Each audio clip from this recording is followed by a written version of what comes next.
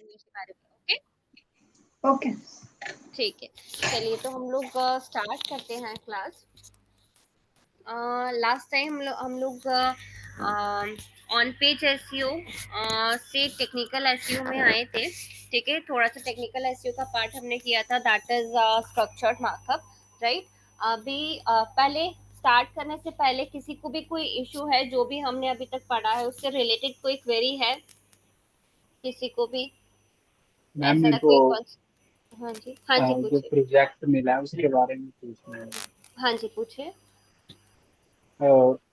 जो आपने हमें बनाने के लिए दिया है आर्टिकल्स हुआ था ना, हम्म तो उसको मैंने क्रिएट किया था आर्टिकल। और हम्म जो आपने लिंक दे रखा है लास्ट में रेफर वाला कि इस पे जाके हम्म उधर जाके आर्टिकल पोस्ट करनी है। हम्म तो मैंने कोई टम्बलर नाम से कोई थी वेबसाइट, उस पे जाके हम्म किया। और अच्छा, तो मैं पूछ रहा हूँ कि एक ही वेबसाइट पे वो 10 आर्टिकल शेयर करने अलग अलग, या अलग अलग वेबसाइट पे करने हैं? मैं आप लोग को एक बार अपडेट कर देती हूँ इसके रिगार्डिंग, या फिर ग्रुप में आप लोगों को एक बार मैसेज पूरा आ जाएगा कि क्या आप लोग को एग्जैक्टली करना है। ठीक है, ओके, ठीक है। और कोई क्वेरी किसी को? नहीं, ओके। सो हम लोग का एक यूआरएल स्ट्रक्चर में एक पार्ट बचा है, that is different types of URLs. ठीक है, वो हम लोग पहले डिस्कस करते हैं, उसके बाद हम टेक्निकल एसईओ में कंप्लीटली स्विच करेंगे। ओके, सो एक मैं पीपीटी शेयर कर देती हूँ आप लोगों को।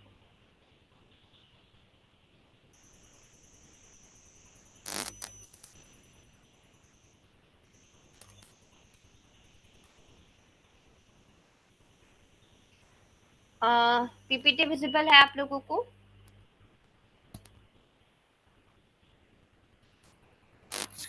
पीपीटी विजिबल है? Yes ma'am. ओके, सो हमारे पास डिफरेंट टाइप्स के यूआरएल्स होते हैं। यदि हम ब्रॉडली कैटेगराइज करें, यूआरएल स्ट्रक्चर हमने पढ़ा था, राइट। सो यूआरएल स्ट्रक्चर में हमने एक और पार्ट होता है कि यूआरएल्स को हम डिफरेंट डिफरेंट फंक्शंस के बेसिस पर अलग अलग कैटेगरीज में डिवाइड करते हैं। ठीक है, सबसे पहले तो ब्रॉडली यदि कैटेगराइज करें यूआरएल को तो दो कैटेगरी में डिवाइड करते हैं। One is absolute URL and second one is relative URL. Okay, absolute URL क्या होता है? Absolute URL specifies the full path of your website. ठीक है, फुल पाथ दैट मींस जब भी आप अपनी वेबसाइट का यूआरएल देखोगे या उसको कॉपी करोगे तो उसमें क्या क्या चीजें इंक्लूडेड होती हैं?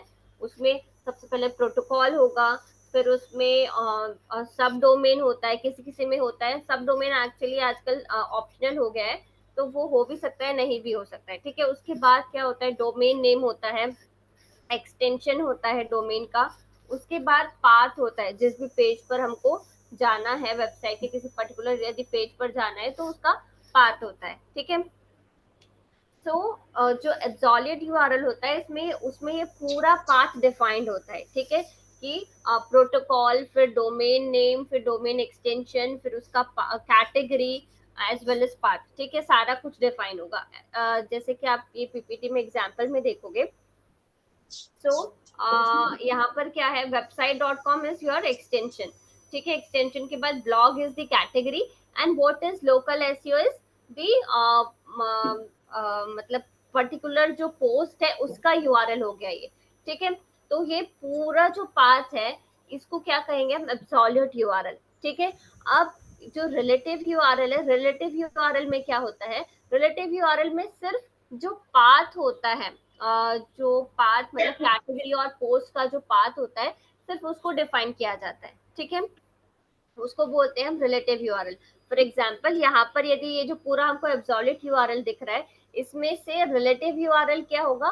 ब्लॉग से लेकर what is the local SEO. ठीक है, मतलब जिसमें सिर्फ कैटेगरी और पोस्ट का पर्टिकुलरली जो पाथ है वो डिफाइन होगा।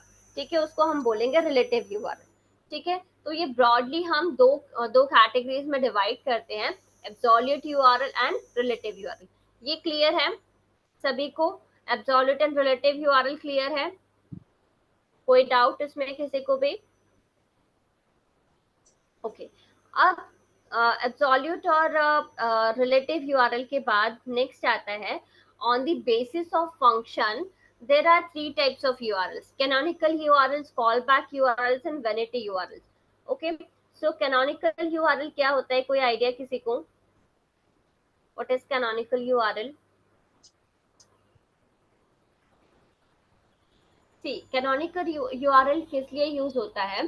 सबसे पहले तो जैसे कि आपकी कोई मल्टीलिंगुअल वेबसाइट है, ठीक है, मल्टीलिंगुअल वेबसाइट पर मोस्टली क्या होता है कि हम एक ही पेज को डिफरेंट काइंड्स ऑफ ऑडियंस के लिए, different kinds of audience as an on the basis of language, ठीक है, तो on the basis of language हम डिफरेंट काइंड्स ऑफ ऑडियंस के लिए हमारे पेज को रैंक करवाना चाहते हैं, ठीक है।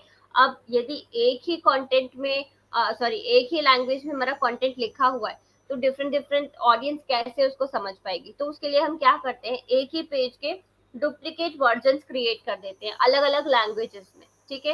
इंग्लिश का कंटेंट हम गुजराती में कर देंगे, तमिल में कर देंगे, चाइनीज में कर देंगे, जो भी लैंग्वेज हमको, स्पेनिश में कर देंगे, फ्रेंच में कर देंगे, ठीक है। जो भी हमारी ऑडियंस है उनके लैंग्वेज के अकॉर्डिंग हम अपनी जो कंटेंट है उसको डुप्लीकेट कर देंगे।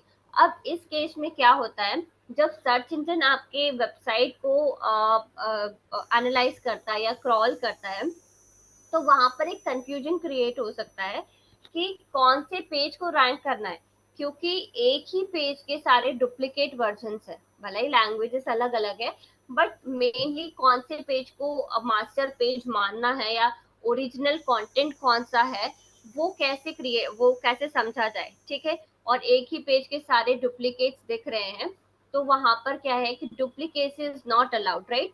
तो वहां पर सर्च इंजन को या सर्च इंजन बॉट्स को कंफ्यूजन हो सकता है।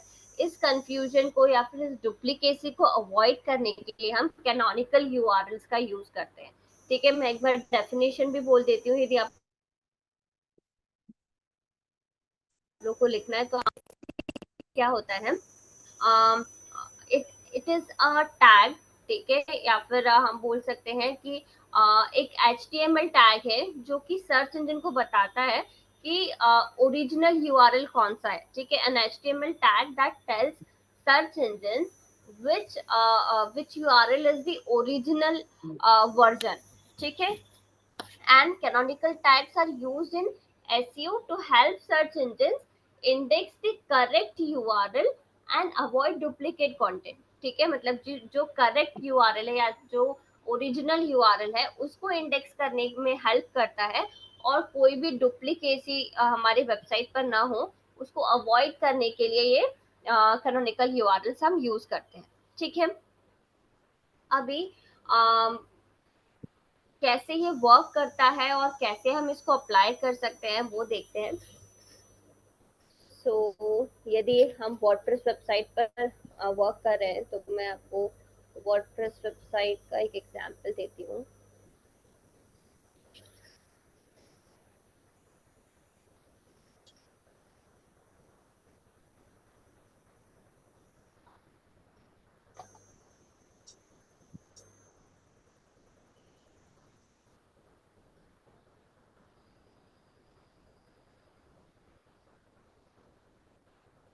वेबसाइट विजिबल है मेरी आप लोगों को?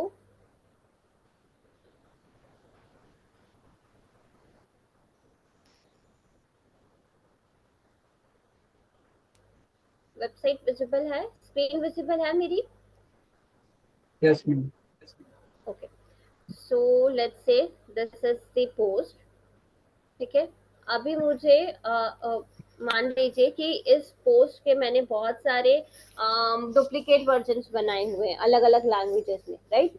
अब सर्च इंजन को कैसे पता चलेगा कि मेरा ओरिजिनल कंटेंट कौन सा है, ठीक है। मान लीजिए ये कोई डुप्लीकेट वर्जन है, ठीक है, तो मैं क्या करूंगी, इसका ओरिजिनल जो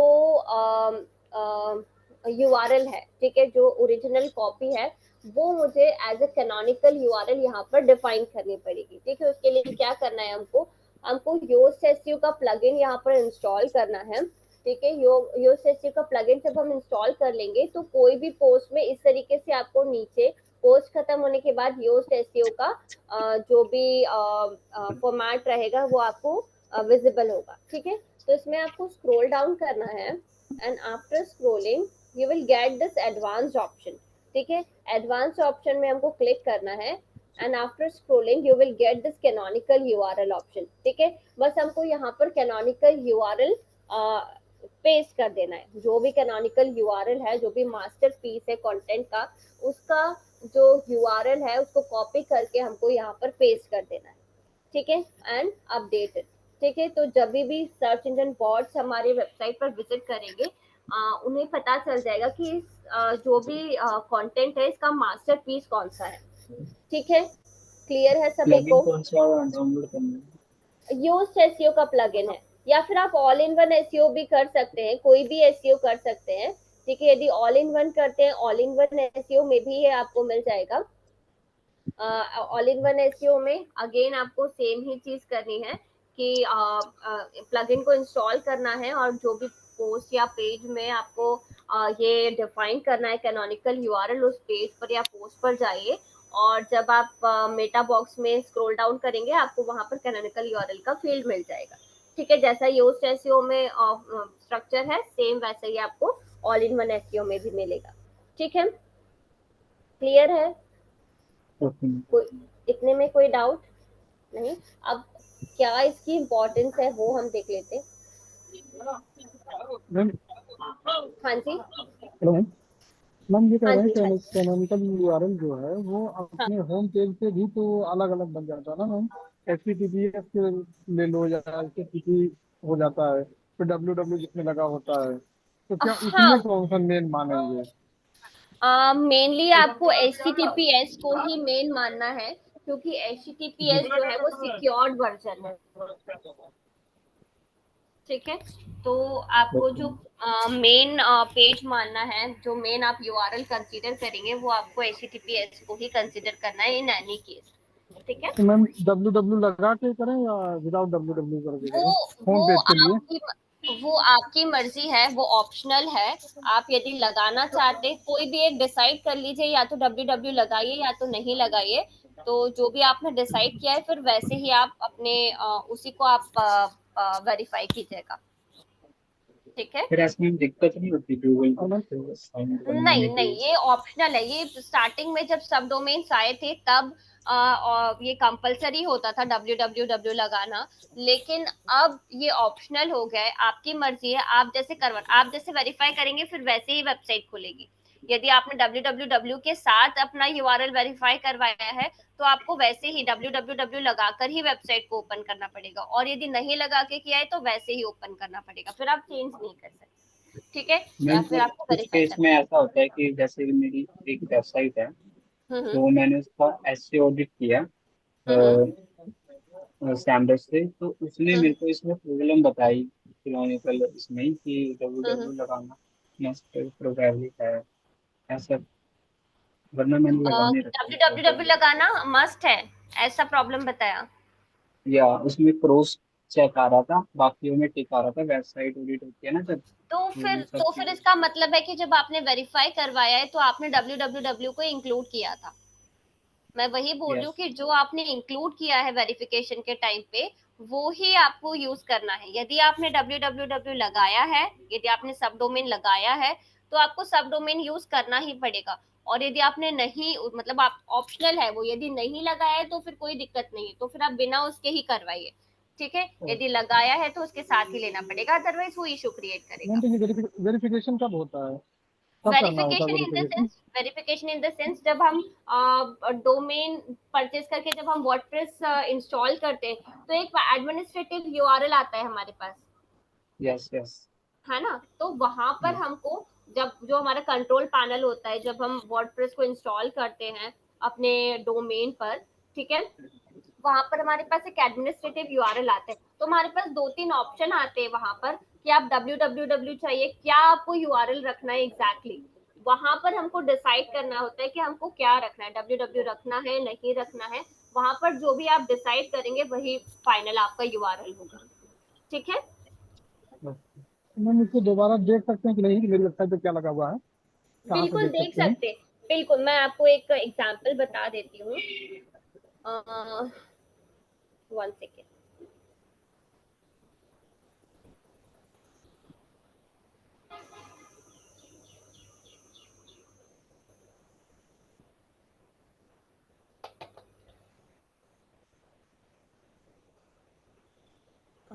हाँ, मैं इस पे इन्फिनिटी फ्री पर आप लोगों को बता देती हूँ पूरा प्रोसेस।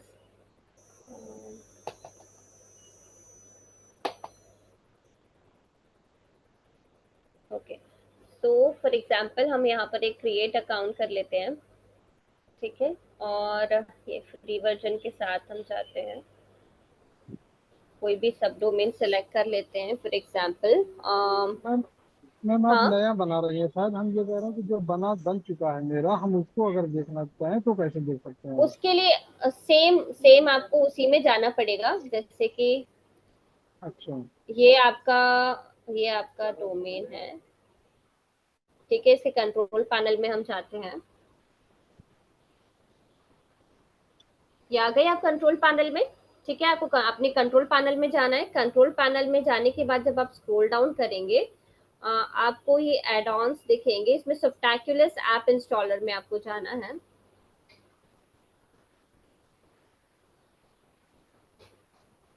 ये आपका जो भी वर्डप्रेस वर्जन ऑलरेडी इंस्टॉल्ड है, अ,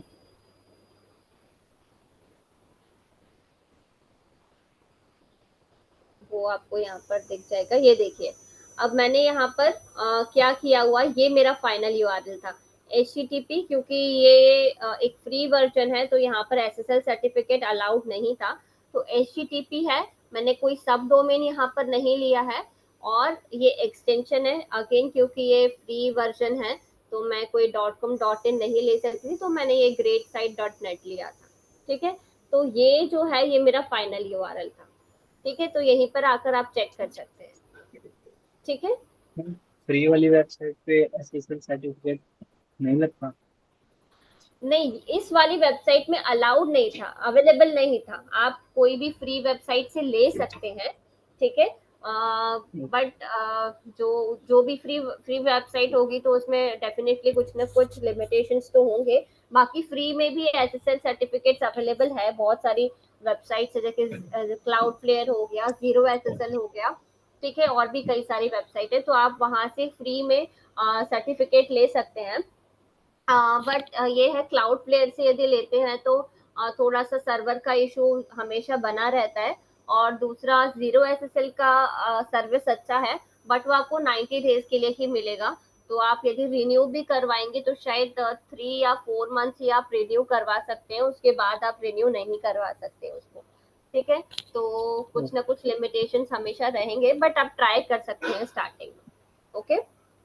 और ये इन्फिनिटी वैसे फ्री डॉट कॉम जो है, यहाँ पर आप एक्चुअली प्लगइन्स भी इंस्टॉल कर सकते हैं, और पूरा प्रोसेस आप लोग देख सकते हैं यदि किसी को सीखना है तो, ठीक है। ये मैंने स्टार्टिंग में आप लोगों को बताया था शायद, ठीक है। और कोई क्वेरी कुछ पूछ रहे थे? मैं मैम मैम जैसे हम ये कह रहे हैं कि ये तो होम पेज के लिए मान लीजिए मेरा यूआरएल हो गया, हाँ जो जी। किसी सर्विस पेज के लिए जो हम प्लग डालते हैं, तो खाली प्लग हमको मतलब कैनोनिकल यूआरएल में डालना है या पूरा टोटल डालना है? पूरा पूरा यूआरएल, टोटल यूआरएल।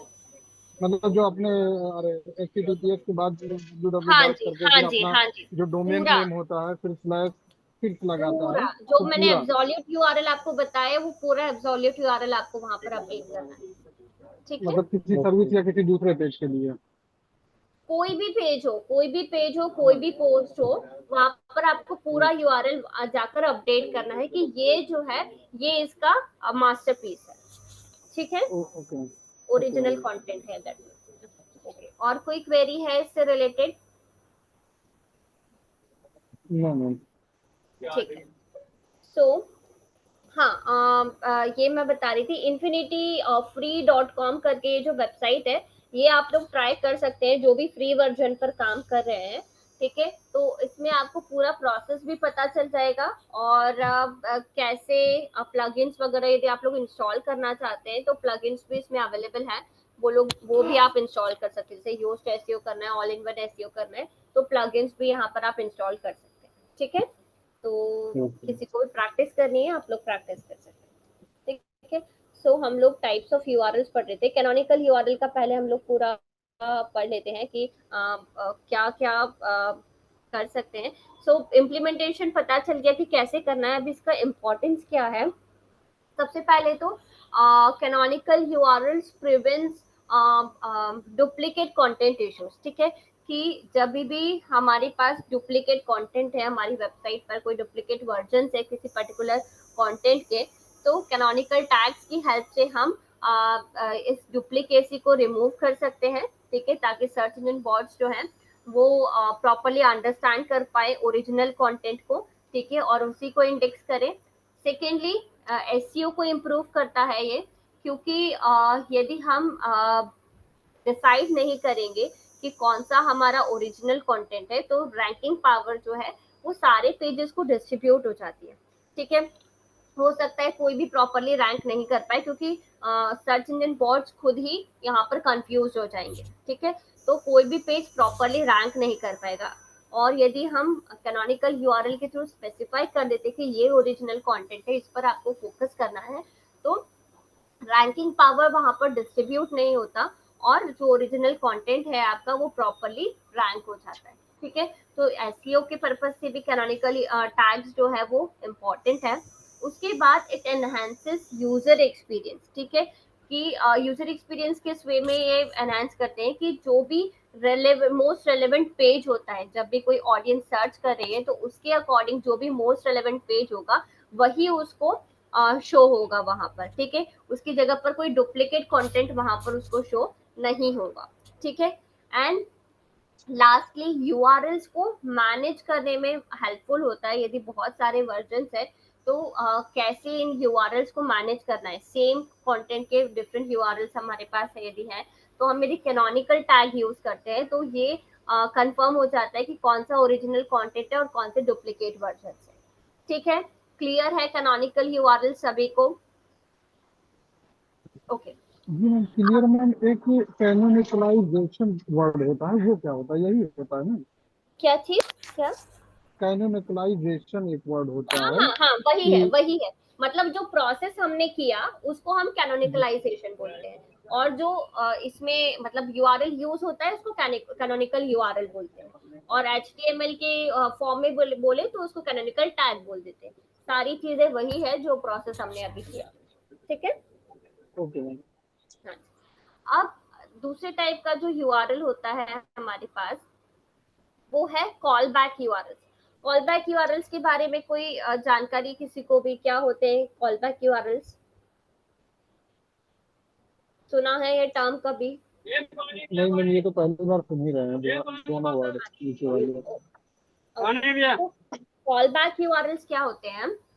बेसिकली ये ऐसे यूआरएल्स होते हैं, जैसे हम किसी वेबसाइट पर जाते हैं। फॉर एग्जांपल हमने जब वर्डप्रेस का फ्री वर्जन क्रिएट किया था, तो वहां पर जब फर्स्ट टाइम अकाउंट बनाना था, अकाउंट बनाने से पहले क्या हुआ था कि गूगल वो हम लोग को बोलता है कि पहले आप वेरीफाई कीजिए अपना ईमेल आईडी, ठीक है, या फिर कोई पर्टिकुलर अपना जीमेल आईडी यहाँ पर यूज कीजिए।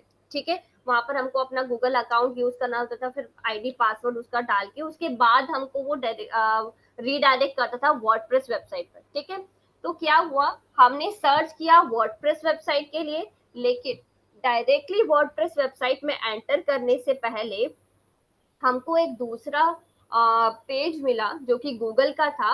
वहां पर वेरिफिकेशन के बाद हमको रीडायरेक्ट किया गया वर्डप्रेस पर। ठीक है, तो ये जो प्रोसेस होता है, ठीक है, ये जो यूआरएल का रीडायरेक्शन हुआ, इसको कहते हैं कॉल बैक यूआरएल। मतलब आप पहले किसी दूसरे यूआरएल पे गए, उसके बाद आप ओरिजिनल जो आपने सर्च किया था वहां पर आप गए। ठीक है, ये जो प्रोसेस हुआ इसको कॉल बैक यूआरएल बोलते हैं। मैं एक बार डेफिनेशन आप लोगों को बोल देती हूँ, नोट डाउन करनी है तो। callback URL क्या होते हैं?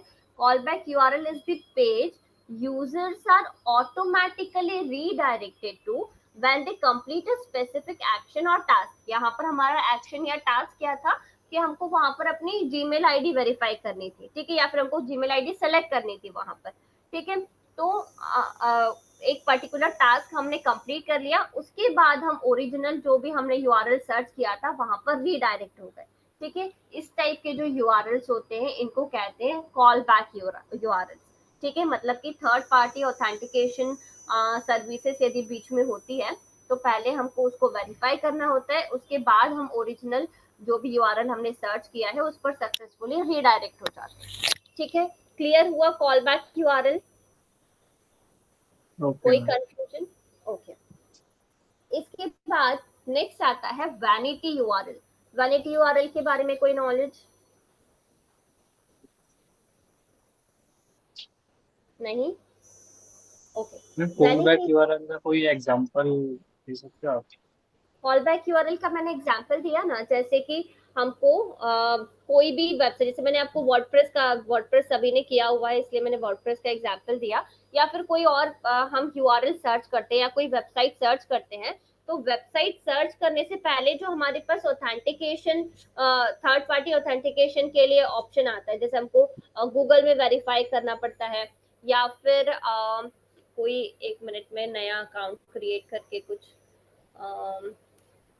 जैसे कि हमको blogger.com में यदि हमको एंटर करना है, ठीक है, तो blogger.com में एंटर करने से पहले भी हमको अपना जीमेल आईडी वहां पर वेरीफाई करना होता है, राइट? पहले आप अपने जीमेल में एंटर कीजिए, उसका पासवर्ड एंटर कीजिए, जब वो पासवर्ड सक्सेसफुली आप एंटर कर देंगे तभी आप blogger.com पर रिडायरेक्ट होंगे, अदरवाइज आप नहीं रिडायरेक्ट हो सकते। ठीक है, तो मतलब कि हमको पहले थर्ड पार्टी ऑथेंटिकेशन वेरीफाई करना पड़ेगा, उसके बाद ही हम उस वेबसाइट पर जा पाएंगे। ठीक है, इसको कहते हैं कॉल बैक यूआरएल। ठीक है, मतलब कि एक स्पेसिफिक एक्शन या टास्क आपको परफॉर्म करना है उस यूआरएल तक पहुंचने के लिए, जब आप वो परफॉर्म कर देंगे तो आप सक्सेसफुली रिडायरेक्ट हो जाएंगे। ठीक है, क्लियर है अभी? Yes ma'am. ओके, अब आता है next vanity URL. Vanity URLs क्या होते हैं? मीन्स बेसिकली ये होते हैं शेयरिंग पर्पज से, या फिर जैसे कोई हमने सोशल मीडिया कैंपेन क्रिएट किया है उसके लिए ये यूज होते हैं। इनको कस्टम यूआरएल भी बोलते हैं, मतलब कि हमारे जो यूआरएल्स होते हैं मोस्टली वो थोड़े से लेंदी होते हैं। ठीक है, लेंदी इसलिए होते हैं क्योंकि वो एक पर्टिकुलर पाथ को फॉलो कर रहे होते हैं। जैसे हमने अभी एब्सोल्यूट यूआरएल देखा, ठीक है, तो वहां पर पहले प्रोटोकॉल आएगा, फिर सब डोमेन आएगा, फिर डोमेन आएगा, उसका एक्सटेंशन आएगा, फिर कैटेगरी आएगी, फिर जो पर्टिकुलर पोस्ट है उसका यूआरएल, उसका स्लग पार्ट आएगा। ठीक है, तो ऐसे करते करते यूआरएल बहुत बड़ा हो जाता है ना, तो उसको शेयर करने में थोड़ा सा प्रॉब्लम होता है कि इतना बड़ा यूआरएल हमको शेयर करना है, कहीं पर भी पेस्ट भी करना होता है तो वो बहुत बड़ा यूआरएल दिखता है। तो ये इतना बड़ा यूआरएल को शेयर करने से अच्छा है हम उसको शॉर्ट कर लें। ठीक है, तो बेसिकली इसी को वैनिटी यूआरएल बोलते हैं। वैनिटी यूआरएल का मतलब है कि short form of the original URL. ठीक है, हाँ, बहुत सारे यूआरएल शॉर्टनर टूल्स अवेलेबल हैं ऑनलाइन। ठीक है, फ्री भी है, पेड भी है, तो कोई भी आप यूआरएल शॉर्टनर यूज कर सकते हैं और वहां पर जाकर आप अपने यूआरएल को कस्टमाइज कर सकते हैं, मतलब कि आप छोटा कर सकते हैं उसको। ठीक है, और फिर उसको आप कहीं पर भी किसी, जैसे आपको सोशल मीडिया पर शेयर करना है अपना यूआरएल, वहां पर शेयर कर सकते हैं। ठीक है, कोई आपका मार्केटिंग कैंपेन है उसका, उसमें जो आपको यूआरएल शेयर करना है वहां पर आप शेयर कर सकते हैं, और उसको ट्रैक करना भी इजी हो जाता है। ठीक है, कि इस पर्टिकुलर यूआरएल पर हम वर्क कर रहे थे, इस यूआरएल से कितना हमारे पास ट्रैफिक आया है उसको भी हम ट्रैक कर सकते हैं। ठीक है, क्लियर है वैनिटी यूआरएल क्या होता है? डेफिनेशन में एक बार आप लोगों को बोल देती हूँ। Vanity URL is a custom URL that is short and easy to share. Okay, they are commonly used in marketing campaigns or on social media to promote a specific web page of your website. ठीक है, और क्या क्या examples है URL शॉर्टनर्स, कौन से आप use कर सकते हैं, टूल्स हैं, जैसे कि बिटली है, टाइनी यूआरएल है, और short.io है। ठीक है, तो ये कुछ टूल्स है जो कि आप लोग यूज कर सकते हैं। ठीक है, यूआरएल शॉर्टनिंग के लिए। ठीक है, क्लियर है? ओके, आफ्टर दिस कुछ और चीजें बच जाती हैं। ठीक है, अब कंप्लीटली हम टेक्निकल एसईओ की तरफ ही चलते हैं। 1 सेकेंड। सो सर्च इंजन की बात करते हैं। सबसे पहले सर्च इंजन जो प्रोसेस करता है, ठीक है, सर्च इंजन प्रोसेस कैसे करता है, पहले हम कोई भी विजिटर जो है कोई क्वेरी सर्च करता है, ठीक है, जब वो क्वेरी सर्च होती है तो सर्च इंजन अपने एल्गोरिदम्स यूज करके उस क्वेरी को प्रोसेस करता है और जो बेस्ट सूटेड कंटेंट होता है उस क्वेरी के अकॉर्डिंग वो हमारे सामने प्रेजेंट करता है, ठीक है। यस। तो इस हिसाब से रैंकिंग होती है, ठीक है।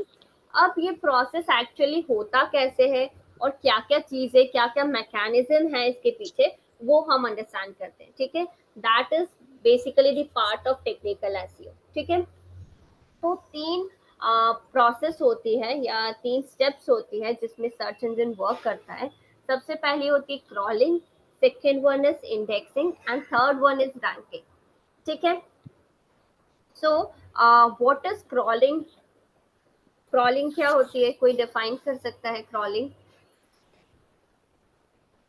Any idea about crawling?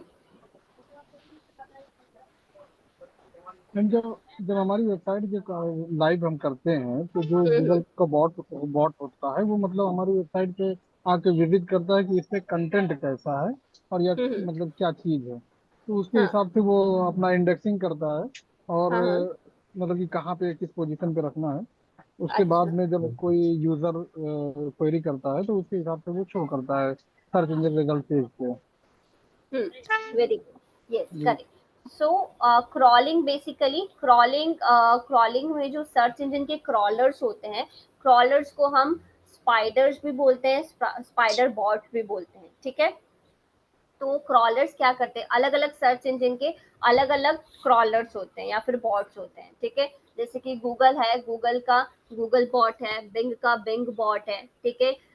Yandex जो है, यांडेक्स का यांडेक्स बॉट है। याहू का स्लर्प बॉट है, SLURP स्लर्प बॉट, ठीक है। बाइडू का बाइडू स्पाइडर है और डक डक गो का डक डक बॉट है, ठीक है। तो अलग अलग जो सर्च इंजन से उनके अलग अलग क्रॉलर्स होते हैं, ठीक है। अब ये क्रॉलर्स करते क्या हैं, आपकी वेबसाइट पर आते हैं क्योंकि इंटरनेट पे बहुत सारा कंटेंट अवेलेबल है, बहुत सारी वेबसाइट्स अवेलेबल है, ठीक है। और क्रॉलर्स जो है उसको हर वेबसाइट को एनालाइज करना जरूरी है क्योंकि हो सकता है कि कोई बेस्ट कंटेंट आया हो जो मिस हो जाए, ठीक है। इसलिए कोई भी मिस ना हो, उसको हर वेबसाइट के कंटेंट को चेक करना होता है टाइम टू टाइम, राइट। तो क्रॉलर्स आपकी वेबसाइट पर आते हैं, पूरा आपका जो भी कंटेंट है उसको एनालाइज करते हैं, अंडरस्टैंड करते हैं, ठीक है, क्रॉलिंग प्रोसेस में। And after crawling next process is indexing, ठीक है। इंडेक्सिंग में बेसिकली क्या होता है, आपका जो भी कंटेंट है उसको एनालाइज करने के बाद वो अपने सर्वर पर स्टोर करके रखता है, ठीक है। अंडरस्टैंड करने के बाद जो इंपॉर्टेंट डिटेल्स है उसको स्टोर करके रखता है अपने सर्वर पर। एंड इसके बाद ये इंडेक्सिंग प्रोसेस हो गया, ठीक है। अब इंडेक्सिंग के बाद थर्ड जो स्टेप होता है वो है रैंकिंग, ठीक है। तो रैंकिंग में बेसिकली क्या होता है, जब भी इससे रिलेटेड कोई क्वेरी सर्च होती है और आपका कंटेंट यदि उसको रेलेवेंट लगता है, उस क्वेरी के लिए बेस्ट सूटेड लगता है, तो वहां पर आपका कंटेंट वो रैंक करता है सर्च इंजन रिजल्ट पेज पे, ठीक है। ये तीनों प्रोसेस क्लियर है? कोई डाउट इसमें किसी को भी? ओके।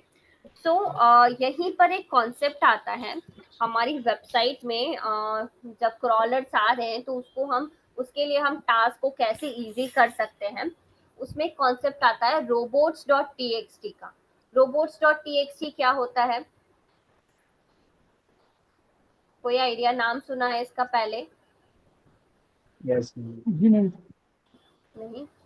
यस विकी, क्या होता है robots.txt? Remote.txt file tells search engine where they can and cannot go in a site. Sorry? Uh, a robot.txt file tells search engine where they can and cannot go on your site. Okay. Actually आपका voice मुझे properly नहीं आ रहा है, but शायद आप सही बोल रहे हो कि सर्च इंजन को आप यही बोल रहे हो कि सर्च इंजन पर जो हमारे वेबसाइट है उसको फेच करना है या नहीं करना है, यही चीज बोली क्या आपने? Yes ma'am. Okay. So robots.txt, yes, correct, Vicky. It is correct. So robots.txt क्या होता है? robots.txt एक फाइल होती है हमारे वेबसाइट पर, ठीक है। क्या मतलब होता है इस फाइल का? इस फाइल में हम अपडेट करते हैं जो भी इम्पोर्टेंट यूआरएल्स है हमारे वेबसाइट के, ठीक है, जिन्हें हमको रैंक करवाना है, ठीक है। और जिन्हें हमें नहीं रैंक करवाना उन्हें हम डिसअलाउ करते हैं, ठीक है। मतलब डिसअलाउ किसको करेंगे? ऐसे कौन से पेजेस हो सकते हैं हमारे वेबसाइट पर जिन्हें हम रैंक नहीं करवाना चाहेंगे? कोई आइडिया?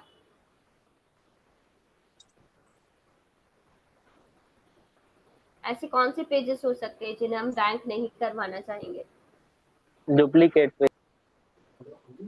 डुप्लीकेट पेजेस, यदि हमने डुप्लीकेट वर्जन्स क्रिएट किए हैं, इसका मतलब है कि वो कुछ पर्पस है उसका, तो रैंक तो उसको भी करवाना ही है हमें। Madam about us pages. About us page को रैंक क्यों नहीं करवाना चाहेंगे हम? यदि कोई हमारे हमारे कंपनी के बारे में जानना चाहता है तो ऑब्वियसली हम उसको रैंक करवाएंगे अबाउट अस पेज को, इसलिए तो बना रहे हैं।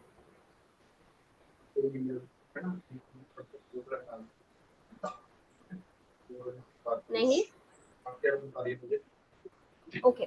सो ऐसे यूआरएल्स जिन्हें हम रैंक नहीं करवाना चाहते वो कौन सी होते हैं? जैसे कि हमारा एडमिन पैनल का पेज है, ठीक है, वो इम्पोर्टेंट तो है हमारे लिए, बट हमारे फंक्शन करने के लिए वो इम्पोर्टेंट है।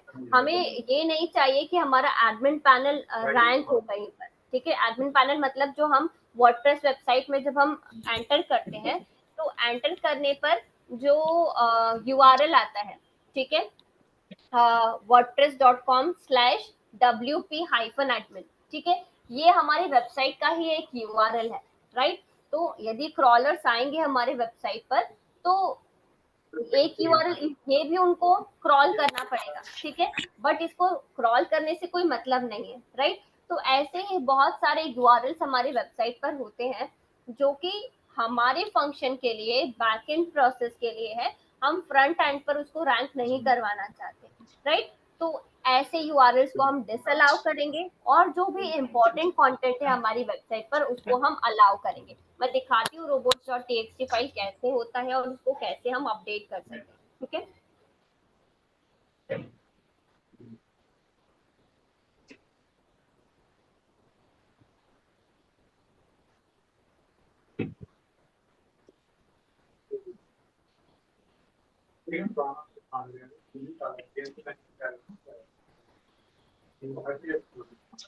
स्क्रीन विजिबल है? मेरी वेबसाइट विजिबल है आप लोगों को?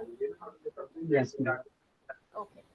तो यहाँ पर ये मैंने योस्ट एसईओ का प्लगइन इंस्टॉल किया हुआ है। आपको योस्ट एसईओ पर जाना है।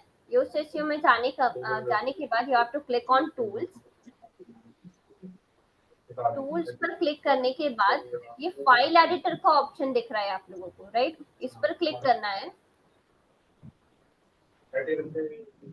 ये है robots.txt फाइल, ठीक है। अब यहाँ पर हमको अपडेट करना होता है कि कौन सी फाइल्स हमको अलाउ करनी है, कौन सी फाइल्स हमको डिसअलाउ करनी है, ठीक है। यहाँ पर ये यूजर एजेंट जो दिख रहा है आप लोग को, यूजर एजेंट का मतलब है क्रॉलर से, ठीक है, कौन से क्रॉलर के लिए हम इस फाइल को अपडेट कर रहे हैं, ठीक है। कभी कभी हो सकता है कुछ फाइल्स हमें कुछ पर्टिकुलर सर्च इंजन में ही रैंक करते हैं, ठीक है, तो हम यहाँ पर उस क्रॉलर का नाम मेंशन कर सकते हैं।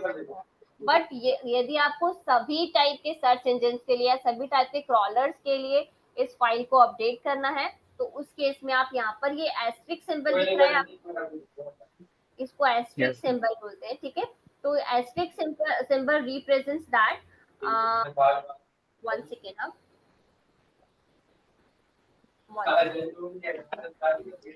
ओके। सो ये जो एस्ट्रिक सिंबल है इससे क्या शो होता है कि हम ये सभी टाइप के क्रॉलर्स के लिए अपडेट कर रहे हैं फाइल, ठीक है। तो सबसे पहले हमको यूजर एजेंट लिखना है, यूजर एजेंट कोलन एस्ट्रिक, फिर हम डिसअलाउ कोलन, जो भी यूआरएल हमको डिसअलाउ करना है वो यूआरएल यहाँ पर पेस्ट कर देंगे। फिर उसके बाद हम लिखेंगे अलाउ, और अलाउ कोलन जो भी यूआरएल हमको अलाउ करने हैं वो सारे यूआरएल यहाँ पर पेस्ट कर देंगे, और सेव चेंजेस टू robots.txt पर क्लिक कर देंगे। ठीक है, क्लियर है, सभी को क्लियर है क्या होता है robots.txt फाइल और कैसे इसको हम अपडेट कर सकते हैं वर्डप्रेस वेबसाइट पर। ठीक है, अब यदि किसी भी वेबसाइट की हमको robots.txt फाइल चेक करनी है, ठीक है, without log in to the website, वो कैसे कर सकते हैं?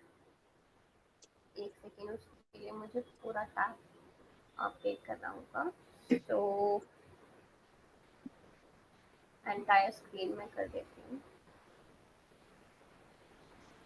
ठीक है, अभी उसके लिए क्या होता है, website.com/robots.txt। ठीक है, फॉर एग्जाम्पल ये मेरी वेबसाइट है, ठीक है, तो वेबसाइट का नाम लिखा /robots.txt, ये दिख रहा है आप लोग को, ये यूआरएल आपको टाइप करना है यदि किसी भी वेबसाइट का robots.txt आपको देखना है, चेक करना है। ठीक है, ये आप करेंगे तो ये उसका robots.txt फाइल्स जो है वो ओपन हो जाएगा। ठीक है, लेकिन इसको एडिट करने के लिए हमको उसमें लॉग इन करके उस प्लगइन का यूज करना पड़ेगा। ठीक है, क्लियर है ये सभी को? यस। ओके, क्यों ये इम्पोर्टेंट? हाँ जी, मैम ये हर पेज के लिए मतलब लगाना पड़ेगा क्या? नहीं नहीं, पूरी वेबसाइट के लिए है ये। पूरी वेबसाइट एस्ट्रिक के का लिए मान यूज लीजिए इसका अभी आप प्रैक्टिकल आगे बताएंगे मैम कि इतना हो गया ये कंप्लीट? बस यही है इसका प्रैक्टिकल, जो भी आपके डिसअलाउ में आप जो भी यूआरएल्स डिसअलाउ करना चाहते हैं वो आपको डिसअलाउ करना है, और जो भी अलाउ करना चाहते हैं यूआरएल्स वो आपको वहां पर पेस्ट कर देंगे, बस इतना ही करना है और इसके अलावा तो कुछ नहीं करना। हमें किस पेज का को अलाउ करना चाहिए और किस पेज को डिसअलाउ करना चाहिए मैम? अलाउ करना है, जिन पेजेस को हमको रैंक करवाना है वो हम उसमें अलाउ करेंगे, और डिसअलाउ को, जैसे कि wp-admin है, ठीक है, इसको हमको रैंक करवाने की जरूरत नहीं है तो इसको हम डिसअलाउ कर सकते हैं। ठीक है, अब अलाउ इसके कौन सा अलावा करना? और कोई पेज? इसके अलावा और कोई पेज? इसके अलावा ऐसे पेजेस जो हमें अभी लगते हैं कि हमने प्रॉपर अभी उसका एसईओ नहीं किया है या वो रेडी नहीं है, ठीक है, या फिर ड्राफ्ट में है, ड्राफ्ट में होते तभी भी उसका यूआरएल जनरेट होता है, राइट? तो ऐसे जो यूआरएल्स है उसको हमको डिसअलाउ सेक्शन में हम रख सकते हैं। ठीक है, क्लियर है? और जो भी यूआरएल्स ऐसे जो भी हमने अपलोड किया है, जैसे हमने कोई इमेज अपलोड की है या हमने कोई वीडियो फाइल है या कोई भी फाइल है यदि हमने अपलोड किया है तो उसका भी यूआरएल जनरेट होता है, राइट? तो वो हम अलाउ सेक्शन में रख सकते हैं।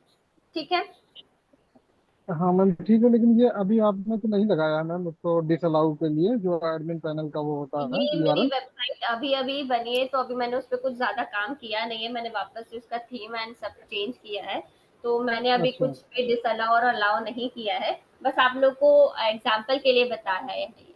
ठीक है, अच्छा मैम, अभी ये हम लोग टेक्निकल एसईओ पढ़ने लगे हैं क्या? हाँ जी, हाँ जी, टेक्निकल एसईओ ये पर हमारे। ऑन पेज एसईओ हमारा पूरा कंप्लीट हो गया?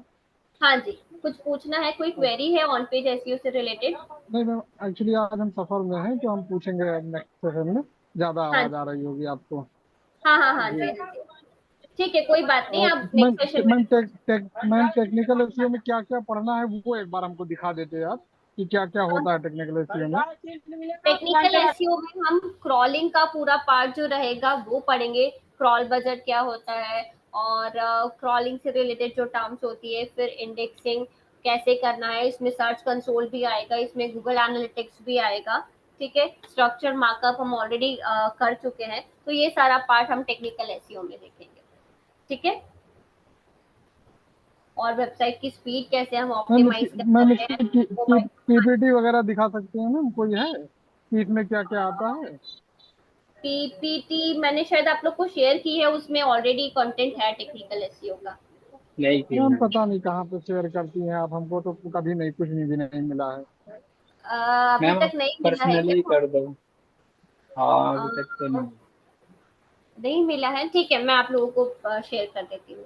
ठीक है, तो वो आप लोग को मिल जाएगा कि उसमें क्या क्या टॉपिक्स हैं। ठीक है, ओके चलिए। सो ये सारी चीजें रहेंगी टेक्निकल एसईओ में। सो robots.txt फाइल सभी को क्लियर है। इसके बाद एक और आता है XML साइट मैप, वो इसमें इंक्लूडेड रहेगा, ठीक है। बट अब वो हम नेक्स्ट, हाँ जी मैम एक चीज डिस्टर्ब कर दिया बीच में आपको। हाँ मैम जी। ये robots.txt फाइल ये मिलेगी कैसे? मतलब हर पेज की अलग अलग होती है क्या? नहीं नहीं, पूरे वेबसाइट का भी मैंने आपको शो किया, देखा नहीं क्या आपने? मैंने स्क्रीन शेयर करके पूरा प्रोसेस बताया था। मैं देख रहा था ना, लेकिन कुछ कंफ्यूजन है। अच्छा, मैं फिर से बता देती हूँ।